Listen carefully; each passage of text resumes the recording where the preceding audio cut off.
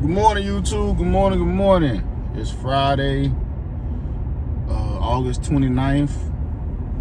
We just left the barbershop, man. We're about to head to the house, man. Do me a favor, man. Make sure you like, comment, and subscribe to the channel. Drop a comment below, man. Cut on your notifications. Hey, real quick, man. Somebody asked me the other day, yesterday, they said, hey, man, I thought flatbed was the highest paying division of trucking for the most part. Why flatbed loads really ain't paying, man? They really ain't, I'm percentage based, and I really ain't making none. These loads ain't paying nothing. And I've been sitting for 3 days. I asked bro, could I put him up? He was like, nah, bro, I don't want the spotlight. He didn't want to get on here, but I'm gonna tell you the cause and effect of why flatbed trucking has took a dip in the way it pays lately. For instance, for us here in the South, Florida, Texas, Louisiana, mainly Florida is affecting most of the South. A lot of builders are actually getting their job sites foreclosed on. They commercial sites, the building hasn't even been completed, and the banks are foreclosing on them because developers are running out of money. They're not selling the units, they're not selling the homes or the master plan homes as they once were, a year or two ago. So now what's happening, all that materials and stuff that was moving around and being delivered, lumber, concrete, insulation, roofing, siding, all this stuff has since took a halt. All the concrete bags. So like, if you've been following my channel for a while, I used to run on a concrete route. I had a concrete contract between Argos and what's the other one? Y'all Argos and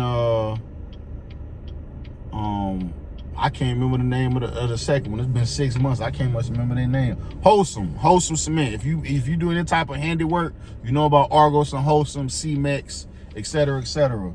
From what I'm told, man, they warehouses is packed through the roof with bags. They're not moving freight like that no more. Like, so let's say if I used to move 8 loads a week, you're lucky enough to move 4 loads a week. And not because of all these job sites and condos and homes they're just being abandoned, those loads are not moving no more. So the load that you may once had to go into Miami from Atlanta that paid XYZ and it was worth deadheading back out of Florida, it don't pay nothing no more, or it doesn't exist at all. So the flatbed rates have collapsed. They've crashed.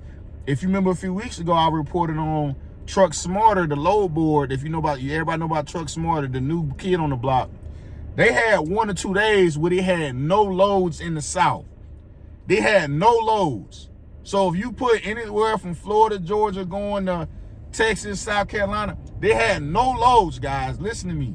Truck Smarter had no loads on the Saturday and Sunday. On the Sunday and the Monday. And for a load board with as many loads that are moving, for them to say they have no loads, that is a precursor to what something else bigger is going on, and it's the housing crisis. The housing crisis is causing flatbed freight and its rates to drop. I've never seen anything like this. The spot market is going to crap. If you are moving flatbed loads, you're staying out for weeks at a time. You can still make money now. Don't get me wrong. It's still money out here. You got to stay out. You got to push your shit together. I got that powder stuff in my head.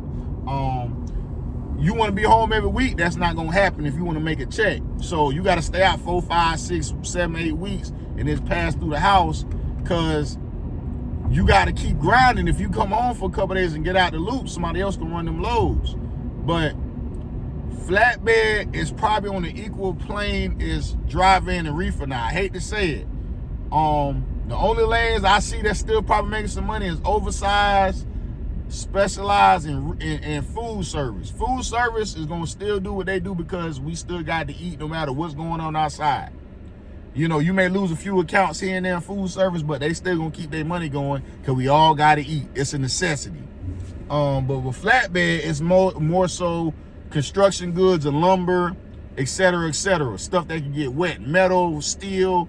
So if people not building, you're gonna feel an influx, but in reality, it's probably just leveling off and doing the self-correction. Because we had so much building going on during the pandemic, we got spoiled.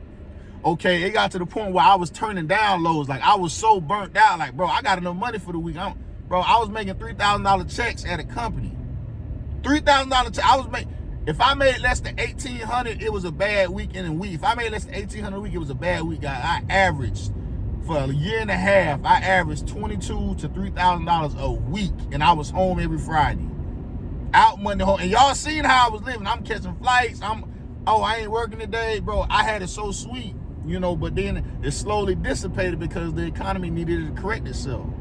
And a lot of truck drivers can't accept that. Like I told you, they created a way of life, a level of living that they didn't got used to. Now when shit starting to come back down to reality, oh man, the shit ain't paying like it used to. No, that was pandemic prices. Okay, these builders are losing money, they're losing their property, the commercial sites are getting foreclosed, and the banks are shutting down job sites. So all them concrete cinder blocks you would have been delivering to that high rise, stop cold turkey. Okay, you got homes with burglar bar doors going for $1.1 million in Miami right now.